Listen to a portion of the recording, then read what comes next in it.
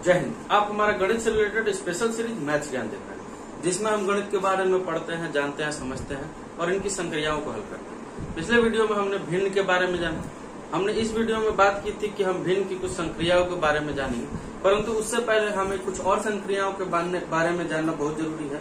तो इसी में है गुणनखंड।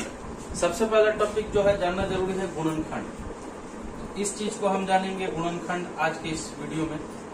दूसरा सबसे जरूरी चीज है एलसीएम। इसको हिंदी में हम लोग लॉसक कहते हैं। इसका फुल फॉर्म लघुत्तम समापवर्तक होता है।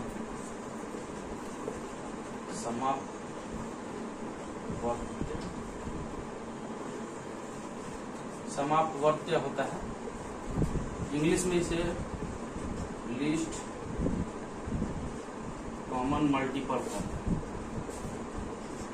इसको इंग्लिश में फैक्टर बोलते हैं। तो इन दो टॉपिक्स को आज के इस वीडियो में हम कवर करेंगे। तो चलिए जान लेते हैं सबसे पहला हमारा टॉपिक से गुणनखंड के बारे में। पहला टॉपिक हमारा गुणनखंड, इसको इंग्लिश में फैक्टर बोलते हैं। तो इसमें सबसे पहले क्या होता है कि कोई चीज को हम गुणा करते हैं। जैसे हम 37 नहीं लेकिन 36 को 15 से गुना करते हैं, तो ये क्या आएगा? तो 15 छक्के 90 का 0 बचा 9 और 15 45 और 9 54, ये 540 आएगा। ये हमारा दोनों, ये क्या है? गुणज है। और ये हमारा क्या है? गुणनफल। तो फिर से इस जो गुणनफल को है, फिर उसको टुकड़ों में बांटना, खंडित करना, वापस इसको इस प्रक्रिया में लाना, इसको खंडित करना, तो इसको क्या गुणनखंड की प्रक्रिया बोलते हैं, गुणनखंड बोलते हैं। इसमें आता है अभाज्य गुणनखंड। इसको हम अभाज्य गुणनखंड क्यों कहते हैं?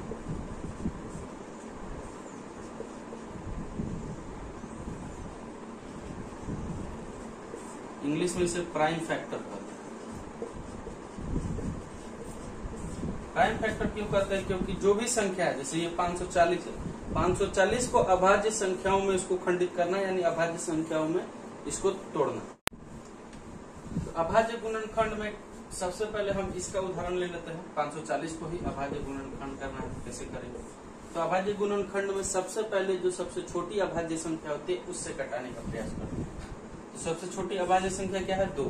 तो 2 से ये संख्या कटेगा कि नहीं कटेगा? कट जाएगा, क्योंकि इसके अंत में 0 है। तो हमने पिछले वीडियो में बता दिया है कि भाज्यता के नियम के बारे में। 2 से इसको कटाएंगे तो 2 से कितना होगा? ये 2 बार में 14 आएगा, 7 बार में फिर 0, 270। ये भी संख्या हमारा 2 से कट जाएगा। तो 2 से कट जाएगा तो 1 यहाँ पे आएगा आपको, 7 जो है 3 बार में, और यहाँ पे 5। अब ये संख्या जो है 2 से नहीं कटेगी। तो 3 से कटेगी कि नहीं कटेगी, तो इसको देख लेते हैं। तो इसको जोड़ लेंगे, 3 1 4 और 5 4 9। 9 जो है 3 से कट जाता है, यानी ये संख्या भी हमारा 3 से कट जाएगी। 3 से कटाएंगे, 3 चौका 12, 1 और 5 बचा 15, 45। ये संख्या भी हमारा 3 से कट जाएगा। तो 3 से कटाएंगे तो यहाँ पे बचेगा 1 और यहाँ पे 5, 15। ये संख्या भी हमारा 3 से कट जाएगा, 3 यहाँ पे आएगा कितना? 5। अब ये संख्या जो है 5 जो है 3 से नहीं कटेगा। तो उसके बाद कौन सी दूसरी अभाज्य संख्या है? 5। तो 5 से ये एक बार में कट जाएगा। ये टोटल जब तक 1 नहीं आएगा तब तक इसको कटाते रहना। अब 540 का अभाज्य गुणनखंड क्या होगा? 540 का अभाज्य गुणनखंड जितनी भी संख्या है, इसको गुणा के रूप में इस तरह से हम लिखते हैं। इसको यदि गुणा करेंगे तो फिर इतना आ जाएगा। यानी ये जो है हम इसको अभाज्य गुणनखंड कर दिए, अभाज्य संख्याओं में इसको फिर खंडित कर दिए। अभाज्य गुणनखंड में अभाज्य संख्याओं में खंडित करने की प्रक्रिया को अभाज्य गुणनखंड का। और एक दो उदाहरण हम समझ लेते हैं गुणनखंड के बारे में। जैसे हमारा 1024 है, इस संख्या का गुणनखंड क्या होगा? अभाज्य गुणनखंड। तो इसको 2 से ये कट जाएगा, 2 से 5 बार में, फिर 1 बार में, फिर 2 बार में, फिर ये 2 से कट जाएगा हमारा 2 बार में, फिर 1 और 1 5 बार में, और फिर यहाँ 1 2 बचा 6 बार में, फिर ये 2 से कट जाएगा 1 2 8, 128 बार में, 2 से ये 6 4 64, 2 से ये 3 और 2 32, फिर 2 से ये 1 और 6 16, फिर 2 से 8, फिर 2 से 4, फिर 2 से 2, फिर 2 से 1। तो इसका अभाज्य गुणनखंड क्या होगा? 1024 का अभाज्य गुणनखंड हम इस प्रकार से लिख देंगे। 2 इंटू 2 इंटू 2 इंटू 1 2 3 4 5 6 7 8 9 10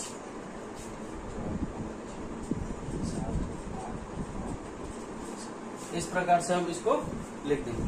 अभाज्य गुणनखंड में इस प्रकार से इसको लिखा जाता है। दूसरा चीज हम एक और उदाहरण समझ लेते हैं। हम 756 को कटा के 756 हमारा 2 से कट जाएगा, तो ये 2 से 3 बार में और फिर यहाँ पे 7 बार में और ये 8 बार में, फिर 2 से ये 1 बार में, फिर ये 17 हो जाएगा तो 8 बार में, फिर ये 18 हो जाएगा तो 9 बार में। अब ये संख्या जो है 2 से नहीं कटेगी, तो इसको फिर उसके अगली संख्या 3 से कटाएंगे। 3 से कट जाएगा 8 1 9 9 18, 18 3 से कट जाएगा, तो ये संख्या भी 3 से कट जाएगा। 3 6 18 और 3 3 9, फिर 63 भी 3 से कट जाएगा, 3 से 2 और 1 21, फिर 21 भी 3 से कट जाएगा 7 बार में। 7 जो है ये 7 से कटेगा, 5 से कटेगा नहीं, 5 को फोड़ा हम 7 हो जाएगा।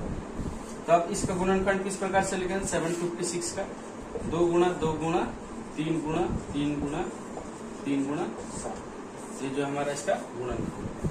तो गुणनखंड निकालना आप सीख गए हैं। अब हम जान लेते हैं लघुत्तम समापवर्त्य कैसे निकालेंगे। लघुत्तम समापवर्त्य किसे कहते हैं? लघुत्तम समापवर्त्य में क्या होता है कि सबसे लघुत्तम में क्या होता है? लघुत्तम का मतलब छोटा या छोटी होता है। तो इसका मतलब इसमें सबसे छोटी संख्या ज्ञात करना है। कौन सी छोटी संख्या ज्ञात करना है? तो इसमें हम लघुत्तम का हो जाएगा कि वह छोटी से छोटी संख्या, छोटी से छोटी संख्या जो दी हुई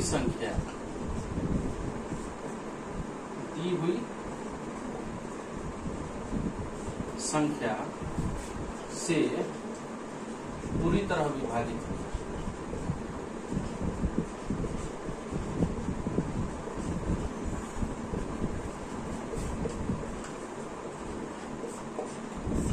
उसे लघुत्तम समापवर्त्य कहते हैं।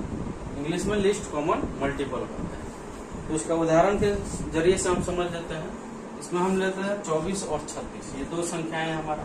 इन दोनों संख्याओं का एलसीएम निकालना है, यानी कि लघुत्तम समापवर्त्य निकालना है। कैसे निकालेंगे?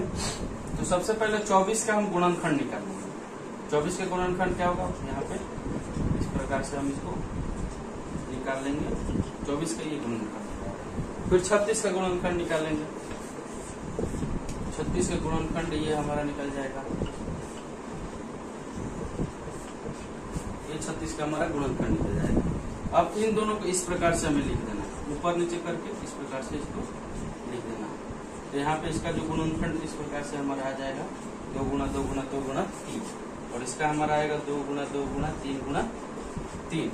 इसमें क्या करना है हमें कि इन संख्याओं का पेयर लगाना है, यानी जोड़ा लगाना है। तो यहाँ पे 2 और 2 जोड़ा लग गया, 2 और 3 एक जैसी संख्याओं का जोड़ा लगाना है। अलग अलग संख्या होंगी तो उसकी नहीं जोड़ा लगाना। तो ये 3 और 3, ये जो है 2 संख्याएं अलग अलग है, तो इसका जोड़ा नहीं है। तो इसका एलसीएम जो है हमारा 24 और 36 का एलसीएम क्या होगा?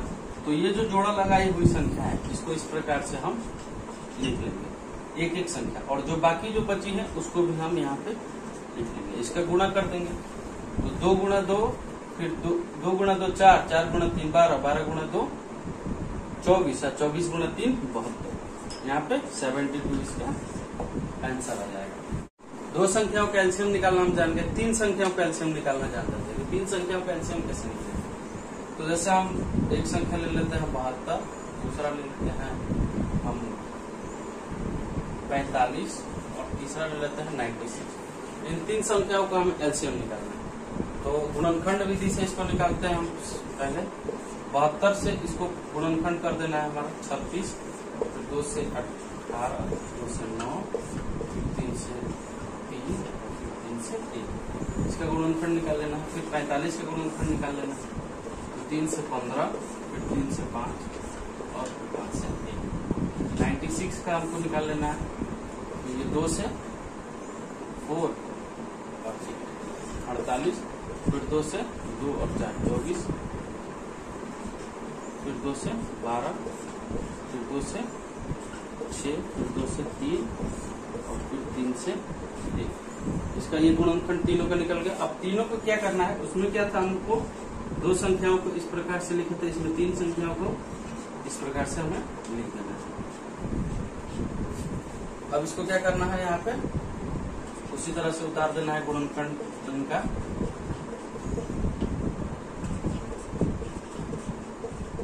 फिर इसका उतार देना है हमें।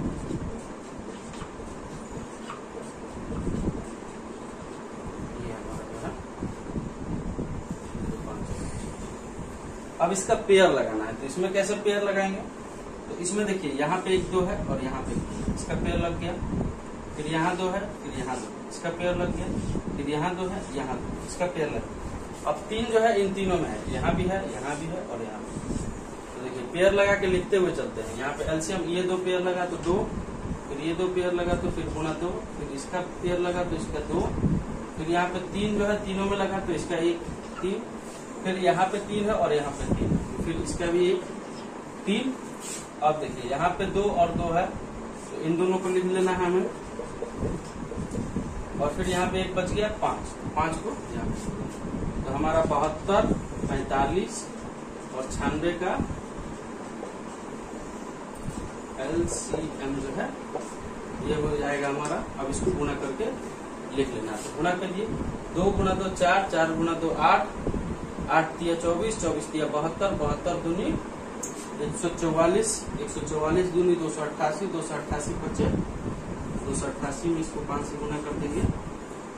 8 45 का 0 बचा 4, 8 45 और 4 44 का 4 बचा 4, 5 दूनी 10 4 1440 इसका हमारा आंसर आ जाएगा। ये आप समझ गए। 3 अंकों का भी इसी प्रकार 4 अंकों का करना है तो नीचे लिख देंगे। इसी प्रकार से संख्या बढ़ती जाएंगी तो इसका जो है यहाँ पर रो बढ़ते जाएगा और पेयर लगा के लिखते जाना। ये हमारा गुणनखंड प्रक्रिया था। गुणनखंड प्रक्रिया में क्या होता है कि हमारा जगह ज्यादा लेता है लिखने के लिए, फिर इसको अलग अलग करना है तो समय भी ज्यादा लेता है हमारा, फिर थोड़ा सा पेयर करने में भी आपको कठिनाई होगी। तो इसका एक आसान विधि है भाग विधि। भाग विधि से इसको कैसे निकालते हैं हम समझ लेते हैं। तो इन 3 संख्याओं का हमें भाग विधि से कैसे निकालना है। भाग विधि में क्या होता है, इन तीनों संख्या को एक ही रो में इस प्रकार से हम लिख देंगे और तीनों को एक ही बार कटाएंगे। सबसे पहले जो हमें सबसे छोटी संख्या, छोटी अभाज्य संख्या क्या है 2, 2 से इसे कटाना है। तो 2 से यहाँ पे क्या आएगा 36 और ये संख्या हमारा 2 से नहीं कटेगा। तो जो संख्या 2 से नहीं कटेगा उसको हूबहू वैसे उतार देना है। यहाँ पे 45 इसको उतार देंगे, फिर इसको यहाँ पे हम 48 इस प्रकार से आगे बढ़ेंगे। फिर ये 2 से हमारा कट जाएगा 18, फिर इसको वैसे ही उतार देंगे यहाँ पे 24, फिर ये हमारा 2 से कट जाएगा 9 और यहाँ पे 45 वैसे उतार देंगे, यहाँ पे क्या होगा 12। अब जो है इसमें केवल एक संख्या जो है 2 से कटेगा। तो कम से कम 2 संख्याएं किसी संख्या से कटनी चाहिए। तो केवल एक संख्या 2 से कटेगा, बाकी 2 संख्या 2 से नहीं कटेगी। फिर हम उसके अगले अभाज्य संख्या की तरफ बढ़ते हैं। तो उसका अगला अभाज्य संख्या है 3। तो 3 से ये दोनों कट जाएगा, तीनों कट जाएगा। 3 से कटाएंगे, 3 से ये 3 बार में आएगा, ये 15 बार में और ये 4। फिर ये संख्या 3 से कट जाएंगी, ये इसको छोड़कर 3 से 1 बार में और ये 5 बार में और ये 4 जो हमारा नहीं कटेगा। तो इसके बाद जो है कोई भी 2 संख्या एक संख्या से नहीं कटेगी। तो फिर इसको हम इस प्रकार से उतार लेंगे। 72, 45 और 96 का लॉस। अब ये जो संख्या है इसको यहाँ पे गुणा के चिन्ह के साथ उतार देंगे। अब ये जो नीचे 2 संख्या बची है इसको भी यहाँ पे उतार लेना है। अब इसको हमको गुणा कर देना है। तो 2 गुणा 2 4, 4 दूनी 8, 8 तिया 24, 24 तिया 72, 72 बचे 360 और 360 चौका निकाल लेना है। 360 चौका तो 6 चौका 0, 6 चौका 24 का 4 बचा 2 और 4 तिया 12 2 1404। दोनों इस विधि से हमारा आंसर सेम आया, मतलब कि जो है हमारा दोनों विधि सही था। आप इसको चेक भी कर सकते हैं। अब देखिए एलसीएम को चेक कैसे करना है, गुणनखंड विधि में भी और आपको भाग विधि में भी। जो ये आंसर आएगा इस संख्याओं को हम इन संख्या से भाग देंगे। तो 72 से हमें भाग देना है। तो सबसे पहले पहली संख्या से भाग देते हैं 1404। 72 से भाग देना है तो क्या होगा, यहाँ पे 72 से ये 2 बार में 144। यहाँ पे ये कट गया, 0 बचेगा तो 0 इसको उतार देंगे। यानी ये संख्या जो है हमारा 72 से पूरा कट गया। अब दूसरा संख्या से कटा लेते हैं 45। 45 से 144 को कटाते हैं तो 45 दूनी 90 होगा, 45 दिया 135 होगा, तो 45 दिया 135। यहाँ पे बचेगा 14 में से 5 गया 9, फिर यहाँ पे 3 तो ये कट जाएगा, फिर ये कट जाएगा 0, 90। 45 दूनी 90, ये भी संख्या हमारा कट गया 45 का। अब 96 से इसको भाग दे देते हैं 96 से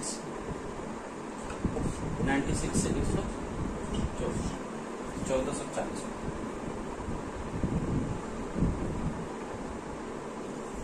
अब 96 का पारा तो याद नहीं है, तो इसको हम गुणा करके देख लेते हैं। 96 कम 96 होगा, 96 दूनी क्या होगा, 6 दूनी 12 का 2 बचा 1, और 9 दूनी 18 1 19, 192।